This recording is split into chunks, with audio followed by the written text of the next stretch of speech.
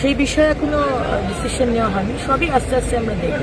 একদিকে প্রশাসনের গতি আনা কাজে, অন্যদিকে সমন্বয়, জনপ্রতিনিধিদের সঙ্গে সমন্বয় আমরা বিগত বৈঠকগুলোতেও দেখেছিলাম।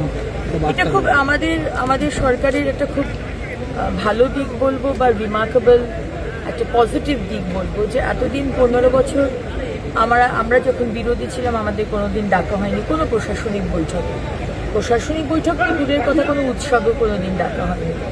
কিন্তু আজকে এই বৈঠকগুলোতে যারা অন্য দলের বিধায়ক রয়েছেন, মূলত যারা টিএমসির বিধায়ক বা ইভেন অন্য দলের, তারা কিন্তু এই প্রশাসনিক বৈঠকে ডাক পাবেন, কারণ মাননীয় মুখ্যমন্ত্রীর খুব স্ট্রিক্ট নির্দেশ যে বিধায়কের মাধ্যমে কিন্তু যা কাজ সেটা করতে হবে।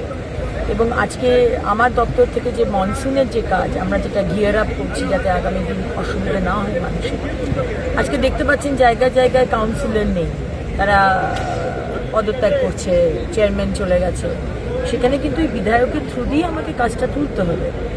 সুতরাং আজকে এখানকার যারা বিধায়ক, যাদের ডাকার কথা, সবাই কিন্তু এখানে আমন্ত্রণ পেয়েছে।